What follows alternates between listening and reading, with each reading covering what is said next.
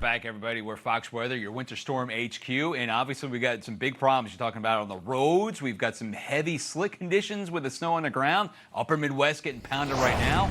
And then you look at the wind, which is going to be a huge factor over the next several days, not just today. You're talking about here, right around areas by Minnesota. That was yesterday. Some of these winds cranking to 78 miles per hour in the upper Midwest yesterday afternoon as that low continues to develop. And it's moving through the Great Lakes right now. It's throwing a shield of rain off to the east, but heavy snow wrapping around this thing. We've got a lake effect as well. So winter weather, and it's going to come in two shots. One for this storm and another one that looks like it's going to develop for, you're talking Saturday morning through Sunday evening for the return flights, or return traffic for your Thanksgiving travel. So when it comes to flying in all this winter weather, airlines have plenty of strategies to make sure that the passengers stay safe and schedules keep flowing as smoothly as possible. Now, they're being put to the test right now during this travel season, aren't they?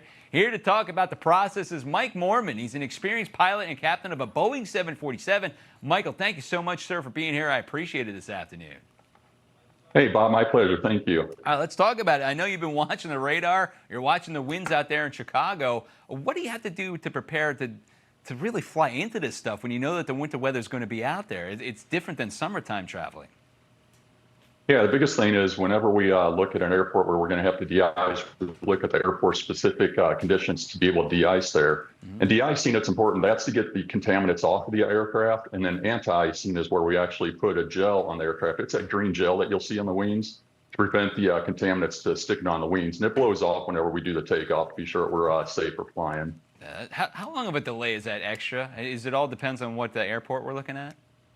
Yeah, it all depends on the airports. You know, your bigger airports like O'Hare, Denver, going out to Atlanta, places like that, they're going to have multiple equipment. You go to like Des Moines and stuff like that, they're just going to have guys out there on a Skyreach truck being able to de-ice you. How long does it take when you're getting in line, you're right up there and they spray it down? Is it like a 10-minute process? The actual de-icing process will take probably about 15, 20 minutes, and it depends on how heavy the snow is coming down also. Gotcha. So that's what the plane, which you guys take care of the plane. What about the runway? I've always wondered about this. How often do you have to hit it? Is it like an NFL game where you have to plow the lines to see it on the field every other play? What's it like? Yeah. There's going to be certain requirements that they're going to have to do to be sure that a certain width of the runway is going to be cleared off for us. And what they do is they have special equipment to tell us how the braking action is. We'll also listen to other pilots telling us how the braking action is. And we get into our performance charts to be able to determine if we can stop in the distance required. If we can't, then we burn off some more fuel or we divert to another airport. Yeah, how do you calculate it out? Is it the weight of the plane and how fast you're going? Yeah, a lot of it's the weight of the plane, what the condition of the runway is, and the type of braking actions that you'll have. Man, I ask you this real quickly, just personal note. Is it fun to fly in that stuff? It looks like it's a little more challenging. Yeah, it is more challenging. A lot of times when we do the approach, if you think of back to Star Wars, the Millennium Falcon, when you're flying through that snow, especially at night with the landing lights on, you're busting through. It looks like you're going hyperspeed. That's so cool. So how much do you rely on the instrumentation when this is going on? This time of year, you can expect to rely on it a lot. A lot of times when we go to airports, the visibility in the ceilings will be so low that we do what's called an auto land. And that's where the aircraft actually does the landing. To be able to do that, the airport has to be certified, the aircraft has to be certified, and the pilot has to be certified to be doing that.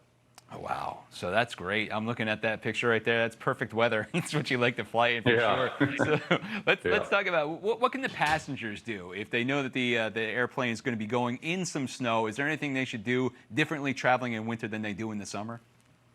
Yeah, most definitely. A lot of times when we're flying down to the Caribbean or down by like Florida where it's 80 degrees and you're going to, say, Chicago, Minneapolis, any places like that where it's going to be snowy and cold, we'll see the people boarding the airplane with shorts and sandals on. So the best thing I can say is dress to egress. That is, you know, like if we land in a cold weather environment and you have to evacuate for any reason, it may be highly unlikely you're going to, but if you have to, the last thing you want to be doing out there is being in shorts or sandals when it's basically like 20 degrees out. And also just have patience. You know, the gate agents, the air crew, the rampers, everybody are working their best to be able to get that aircraft out on time. So if you just have patience and enjoy the ride, it'll be a much more pleasant experience. Yeah, that's a good point. Yeah, dress for the weather you're going into. I mean, I was in Atlanta, Mike, last weekend. It was 80 degrees, but I knew landing in Newark it was going to be about 35. Even so, I didn't dress for it. I walked out on the jetway, and boom! It's like a punch in the face with the cold weather. Yeah, and just imagine an unlikely event you had to evacuate, you're standing outside for 15, 20 minutes waiting for vehicles to pick you up. It could be conditions for frostbite, definitely. Ah, that's a good point. Well, I appreciate you taking the time and speaking with us. I always love bending the ear of a pilot and experienced one such as yourself. Michael Morman, thank you very much. I appreciate it. All right, thanks a lot, Bob. Have a great day and happy Thanksgiving. Happy Thanksgiving. Thank you.